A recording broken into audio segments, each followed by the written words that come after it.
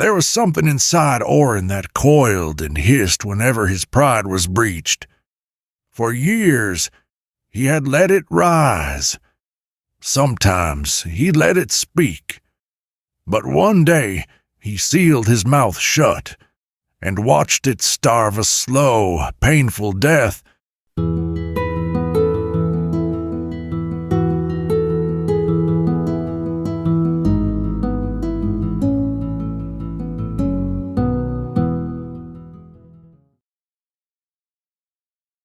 In a quiet village tucked beneath the Spinewood Hills, there lived a stonemason named Orrin Myra-Wynne.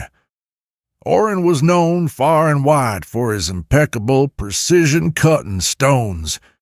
It seemed every block he cut fit as though divine intelligence had meant it that way. But for all his stunning craftsmanship, all the accolades from clients and onlookers alike, Orrin had carried a burden all his life. And that burden was this. There was a snake in his chest. Not a real snake, of course, but a presence within. Coiled and sharp, ready to strike where insult or injustice brushed against his pride. It had first stirred when he was a boy, and had only grown stronger with time. A neighbor's sly comment, a client's ungrateful glare, these were enough to rouse the thing. His tongue would lash, his voice would rise, and the snake would feast. One late autumn morning, Orrin was setting a cornerstone for the village's new well house, when a man named Barl, a retired cooper with little to do but complain, approached with a scowl. "Crooked," Barl said flatly, pointing at the stone. "No better than a blind pig's aim." Orrin felt it, the hiss, the heat. The snake stirred in his chest, curling up toward his throat, demanding release. His jaw tensed, words formed behind clenched teeth like stones in a sling. But his response this time was different from other petty, meaningless insults he had endured in the past. He paused, he swallowed hard, and said, "Nothing." Barl, surprised, blinked, grumbled something unintelligible, and wandered off. "Well, I probably don't need to tell you that snake was angry. It twisted and writhed, trying to claw its way up and out. Orrin could feel it, burning and choking, caught in his throat like smoke. He couldn't sleep. His chest ached, but by morning the snake had quieted. It wasn't gone, mind you. It was just tired. Over the weeks and months that followed, Barl returned. He mocked Orrin's work, scoffed at his methods, even accused him of charging too much for his labor. Each time, Orrin felt the snake stir. It coiled tighter, rose quicker, pushed harder. And each time, Orrin said nothing. He kept his lips pressed shut like mortar sealing a seam. The villagers noticed.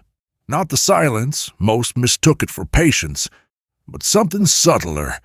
Orrin's work grew even more precise, and his face more serene. He no longer bore the look of a man ready to unsheathe a blade with his words. There was a strange calm in him, like the stillness before snowfall.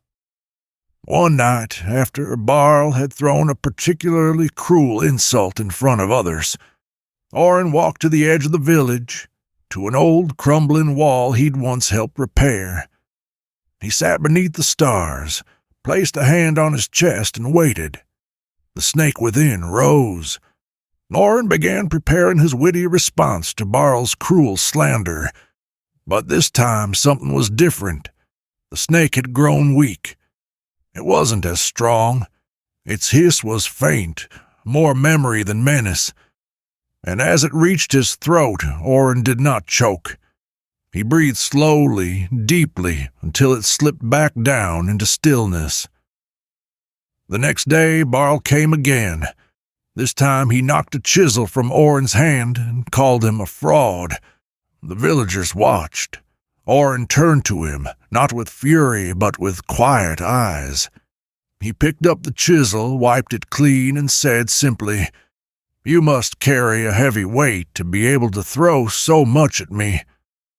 Barl just stared, clearly unprepared for Orin's response, which carried a different kind of weight. He opened his mouth to respond, but no words came. He simply turned and left without another sound.